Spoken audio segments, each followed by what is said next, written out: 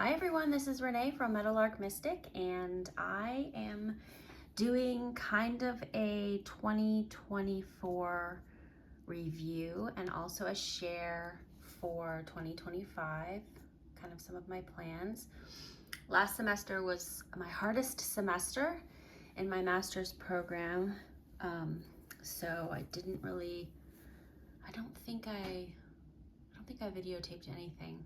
But I wanted to come on here and share some stuff just for my own, actually. I don't think a lot of people actually watch my channel anymore because I don't really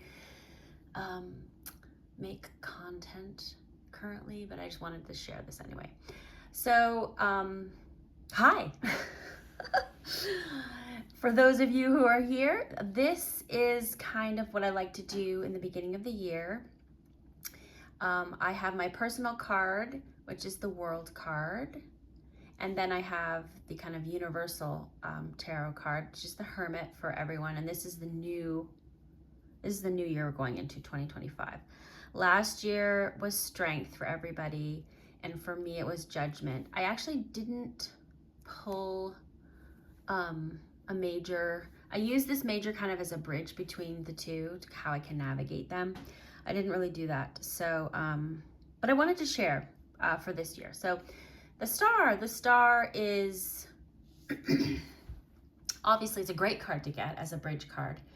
My relationship with the star card is a little tricky because a few years ago, the star card was my personal year card, and it was a very difficult year. And it actually kind of highlighted the tricky nature of hope when hope is misplaced. Anyway, so yeah, this deck is Nature Spirit Tarot. This is the indie version of this deck, but it is mass market now. These cards are trimmed, and I just love this deck. I also think that this guidebook is really good. This is the book and this is the deck that I learned tarot on. It was not the Rider-Waite-Smith. I learned how to read cards and how to interpret cards with this. So, okay. This is a new setup for me, so it's gonna be a little bit bumpy. What did I want to share?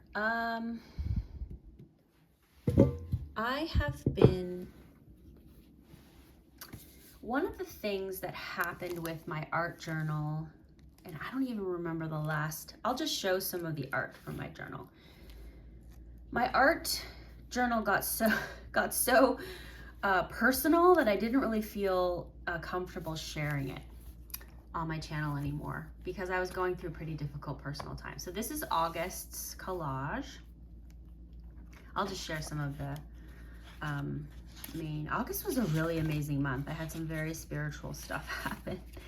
And then August, so this is September's collage. and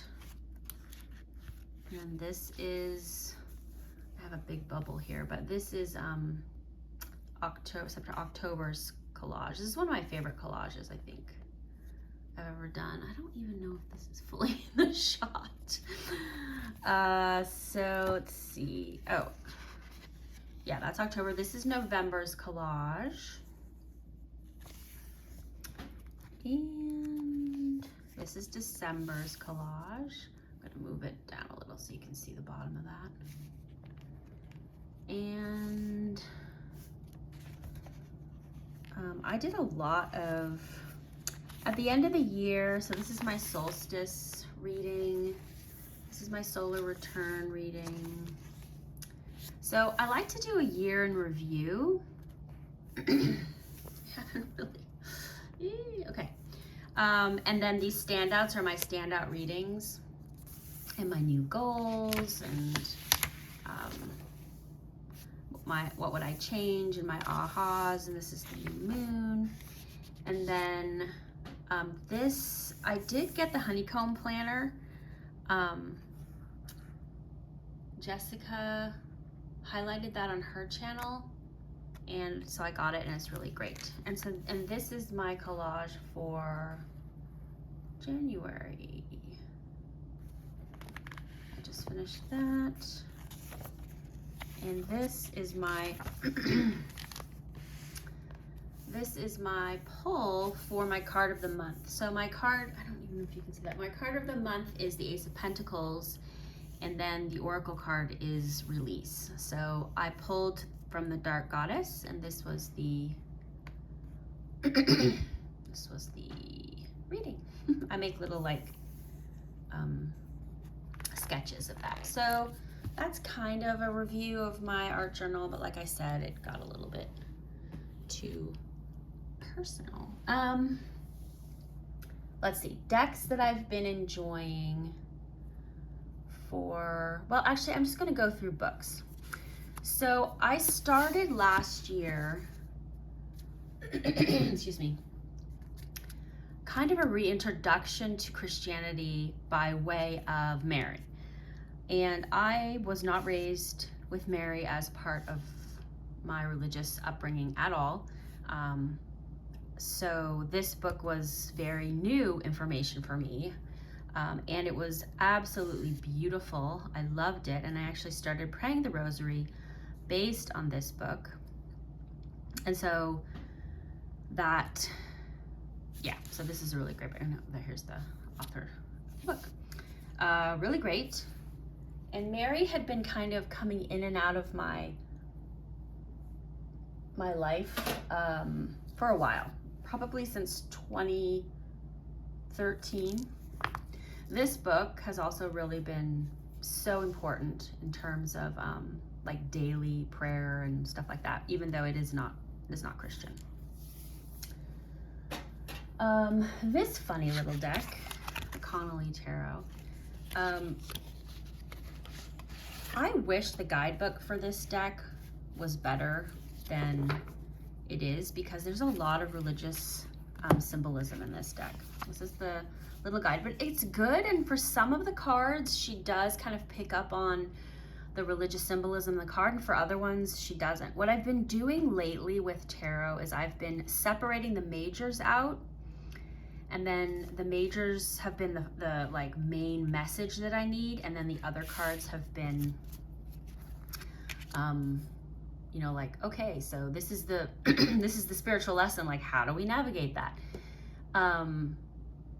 So for, you know, you can see the dove there for the Holy Spirit, and, you know, angels. Again, that's supposed to be the dove and the keys. And anyway, this deck has like a 1984 vibe to me, which I really love a lot, actually. I think it's great. So I feel like this deck was like planting seeds, because I've had it for a while, definitely since maybe 2017. And I get a kick out of this star. Yeah, this card particularly for the devil, materialism, and, you know, this is supposed to be Jesus. I think that's supposed to be Mary Magdalene. Let's just look. I don't even think that she mentions that. Materialism, actually, you don't need to see it. Materialism, normally known as the devil, shows how the tools of life have been abused. The sturdy wand no longer has fertile leaves. Through stress and error, man has broken his staff of life. The sword is bent with constant emotional use. That's interesting. His cup is empty, and the grip of the pentacle appears firm. Okay. The man is amazed and wonders how it all happened. Oh, so that's not supposed to be Jesus. That's just supposed to be some guy. But a light of understanding pierces the fog of his dilemma. Is that the rainbow? The chains are not permanent, nor are they secured tightly. The man can release himself immediately. When he accepts and recognizes the source of his own dilemma, he can remove the costly chains of material attachment. The key word is materialism. Key. You are too wrapped up in material concerns. Your journey in life is off course, and you are traveling up a dead-end street. So actually not very much religious connotation in that. But I mean, come on. That so looks like Mary Magdalene there. I think because she's in red. But the guidebook doesn't talk about that, and I wish I wish it did. Anyway, I mean, look at this. Anyway, I like this deck. I think it planted the seeds. Those definitely look like cherubim, which are like a type of spiritual being. Okay, so Connolly Tarot, interesting. I've been breaking up decks with the measures by themselves, and I've been enjoying that. So the deck that I used for all of December was the Dreaming Way Tarot, and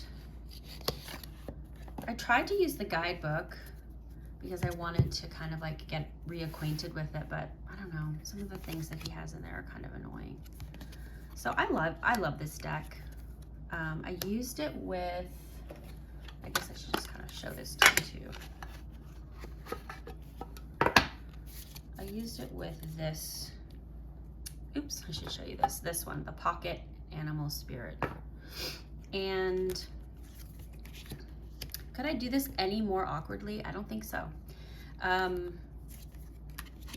great readings with these two decks together. And I love the artwork on both of these.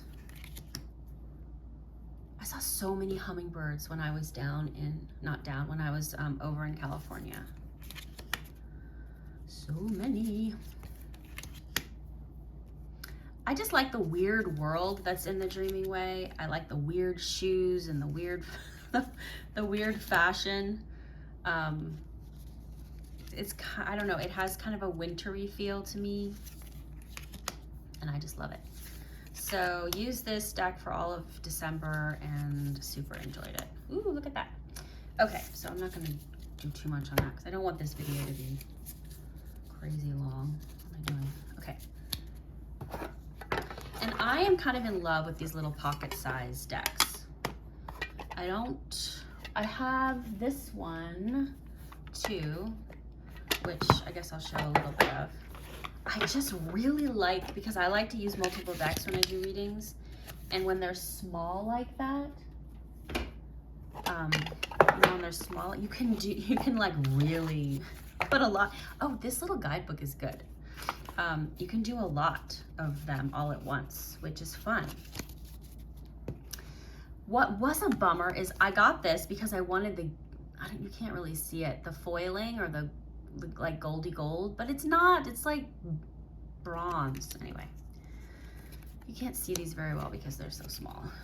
What am I gonna do? I'll just hold them up like this. Yeah, I like this deck. It's fun. It was between this and the Muha deck, and I eventually went with this one. What I will say is their heads look a little big because I don't know if they're squished in the regular size, but in this deck they do look a little squished. Their heads look a little big, but I really like this deck. So I think the reason I didn't get the Muha, I'm sorry if I'm saying that wrong, is because of that creepy Judgment card with the crazy looking angel. Okay, another deck I got is the Spiral Tarot. This has been on my wish list for a long time, and then I got afraid that it was gonna go out of print. So it was kind of like a panic buy, I think. Yeah, it was a panic buy. But, ooh, look at how cold my hands are. It's cold here, but it's a really great deck. Oh, I'm doing the majors backwards. It talks about goddesses and gods and angels, and yeah, I really like it a lot. The guidebook, there's a big book that goes with the Spiral Tarot, but it's out of print. But this guidebook is pretty good. You know, it's not amazing, but, and I would love to get that bigger book, but you know, I'm not gonna spend $100. Yeah, so I was afraid this was gonna go out of print. I love all the symbolism in it.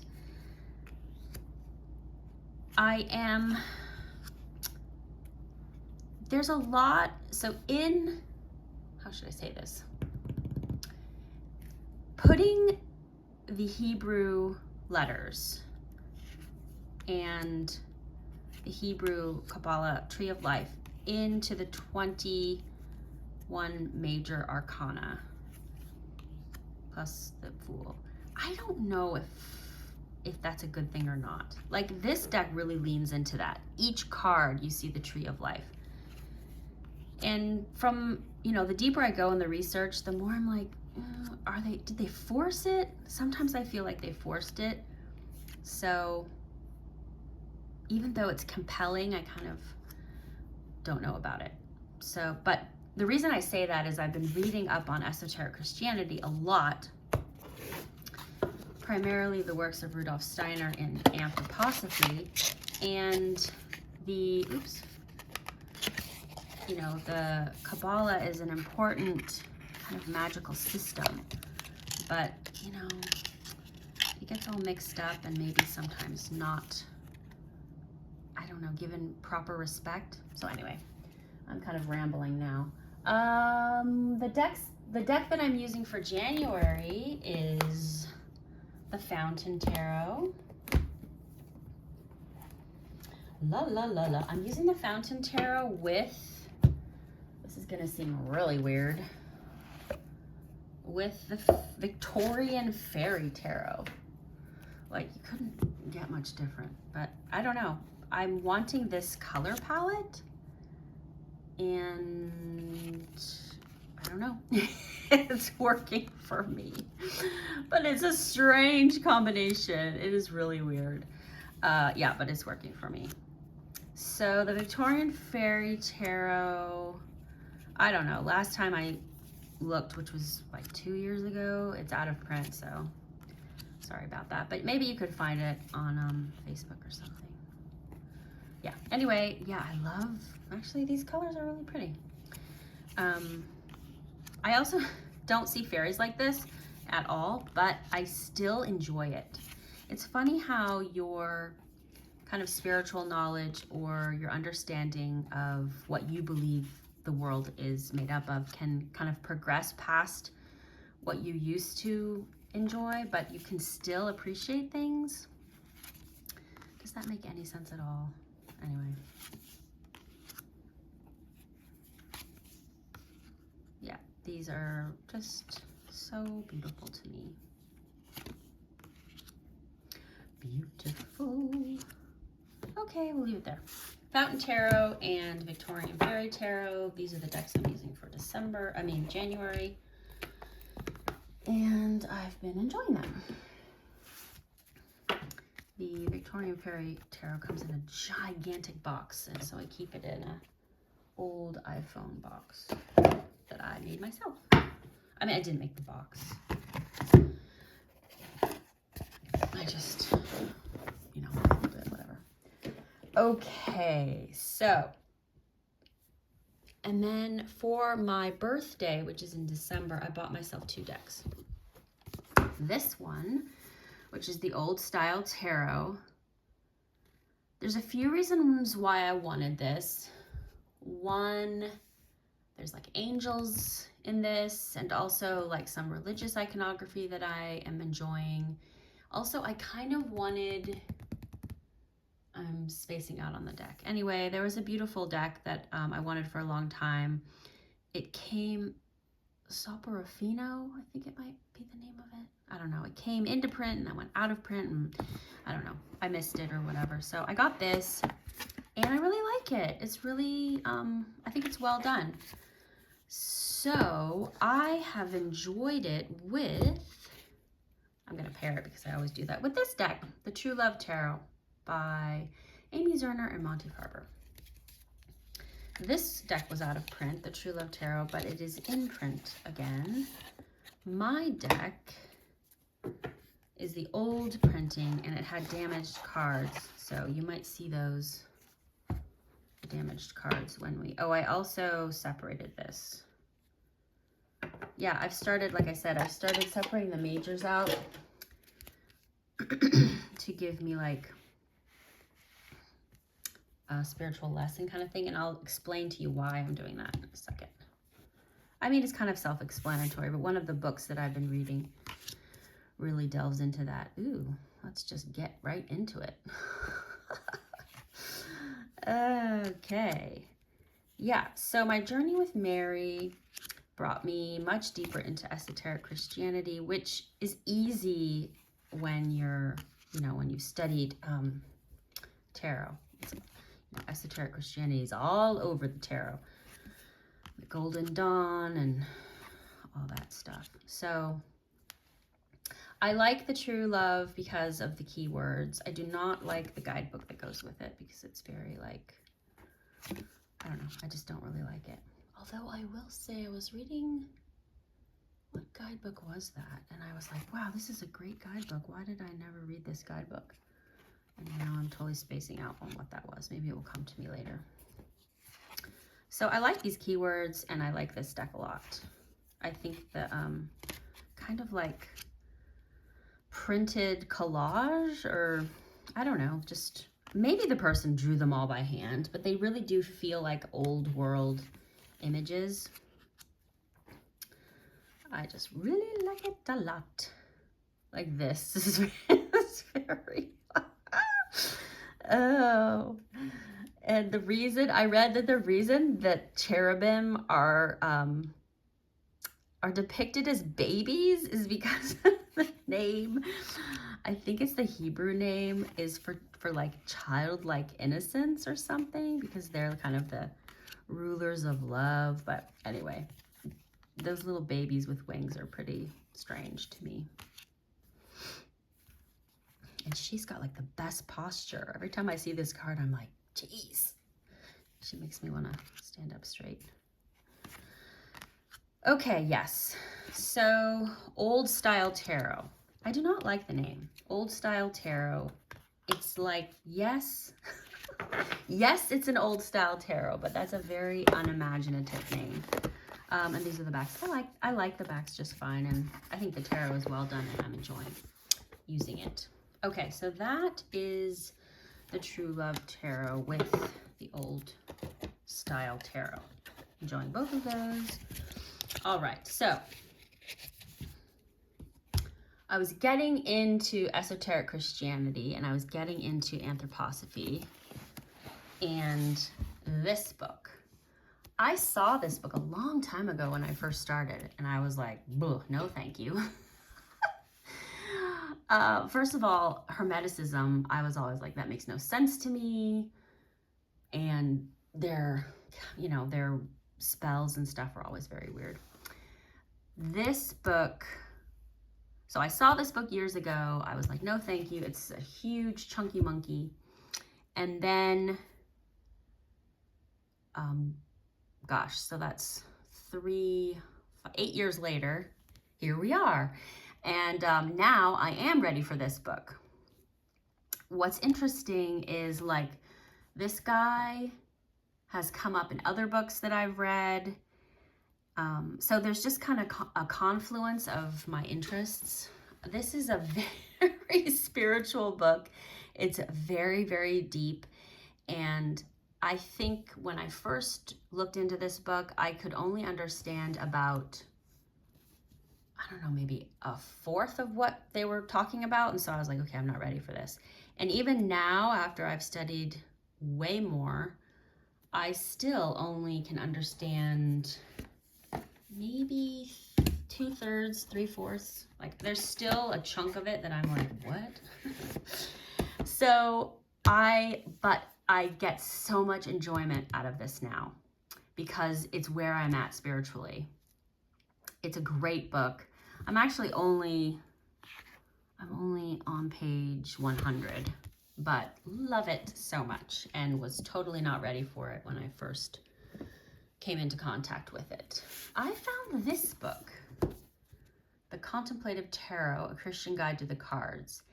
And this book is for those of you, if you do use the Bible for bibliomancy or just for like spiritual guidance. I will say that for myself, the Bible is complex. It has a lot of wisdom and it has a lot of things that are I think, not relevant to us now for where we are in our spiritual development. In any case, I really did appreciate this book. I'm still reading it. Where am I? I'm almost done. But I didn't even know it existed. Probably because I wasn't looking for it. And then when I was looking for it, boom, there it was. So this is the other deck I got. Tarot Medieval, The Mysteries of the Initiate's Path. Again, this is, well, it's very complicated, but Kathleen Matthews, I respect a lot of what she does. So I'll just read this a little bit. The history of the Tarot Medieval, I'm sorry if I'm saying that wrong, reads like an adventure novel. It was a French tarot originally written by Francis Rolt Wheeler and artist Christian Loring, but published in the fateful year of 1939. Following the fall of France, 1940, it seemed to not have survived, and a few copies of the original remain. Kathleen has translated and edited the text and written new material for this beautiful tarot. The reason that I wanted to get this is because it kind of feels like it goes with that Meditations on the Tarot. It kind of feels like these two go together. So it really takes the idea, and we all talk about this when we talk about the majors, it takes the idea of it being a spiritual journey of the Fool to the World card.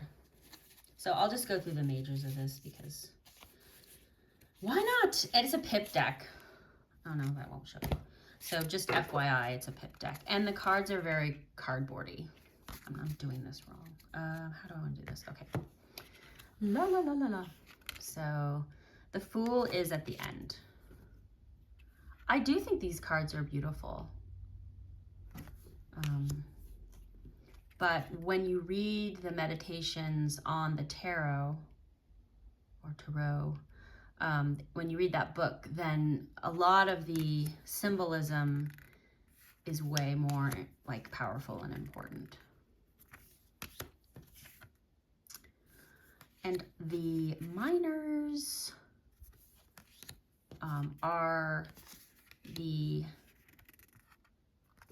shoot, do I have that? I don't have it out here. Elias Levi? Shoot, I don't remember. Anyway, if you're interested, you could do your own research.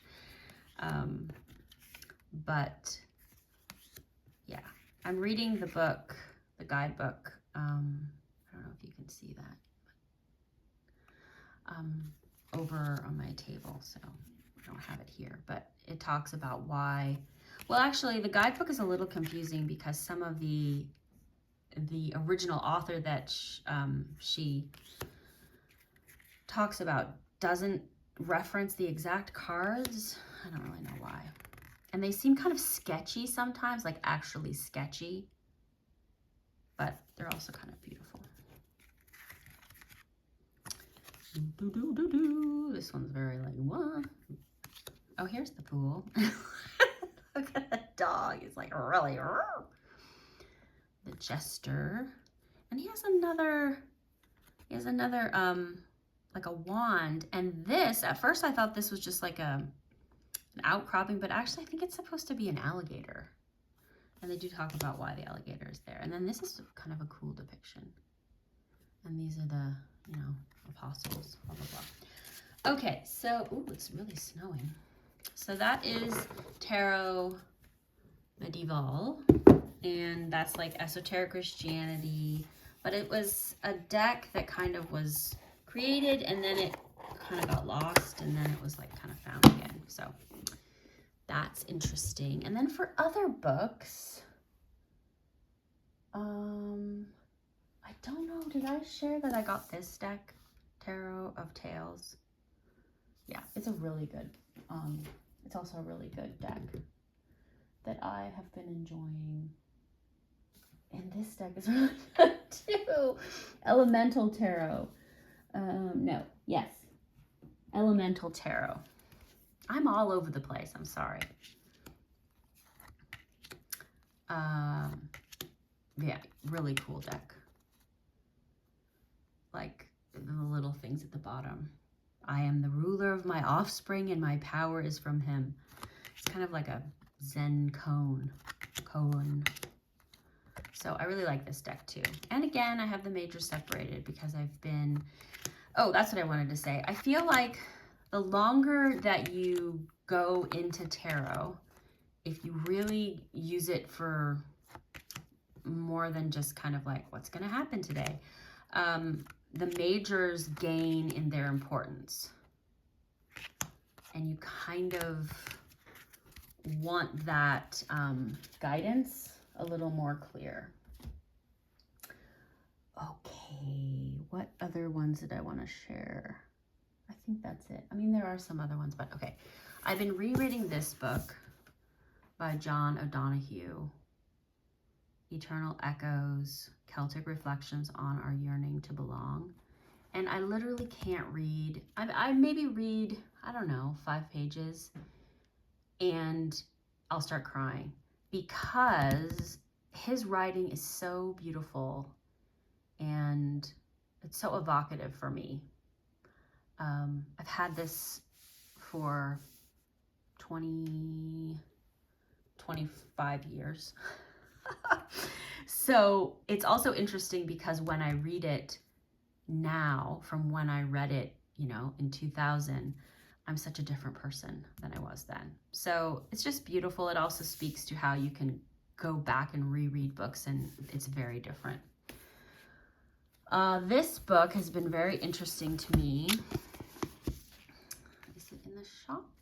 The Day God Saw Me as Black. And I wanted to, well, first I just wanted to support this author. I think she's amazing and also super, her insights into Christianity in general and the Black church in America specifically are very well thought out, and it's a, you know, it's a whole world that I really don't know anything about, but it's, you know, it's based in a type of expression of Christianity. So I really like that idea of liberating Christianity, liberating the faith, and liberating people. So this is a really good book too. I'm over half done with it. This book, Meister Eckhart's Book of the Heart, Meditations for the Restless Soul. Again, I have heard about Meister Eckhart for a very long time, and I don't know, I just wasn't ready. I just was like, no thanks. And then all of a sudden I'm like, yes, please. So things kind of come in spirals in your life, and they take, if you're meant for something, it will come in several passes until you finally pick it up or until you're finally ready. And I was ready. So the interesting thing about this is it's a translation of his writings in kind of poetry form, a little bit like Rumi. And I just love it. This also makes me cry quite a bit, but not in a bad way, just in an emotional way, and also kind of like a spiritual way. It's just a little strange. I know it sounds strange, but I don't know, that's where I'm at.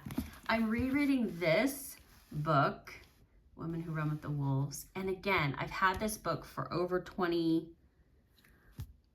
years, and I'm rereading it again, and it just lands different. It just lands different.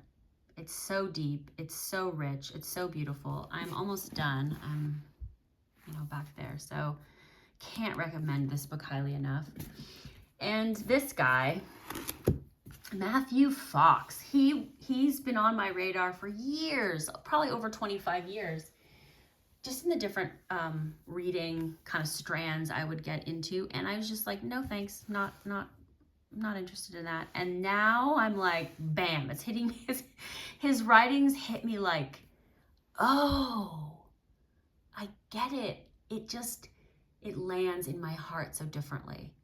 And it came through the door of Mary, and through the door of Mary came the oracle that I created. And through that door came so much more. And I'm finally able to like revisit Christianity in a way I never was before, because I was very much like, no. And it's just been wonderful. It's actually been very healing, and I needed it at this juncture in my life. So that's a lot.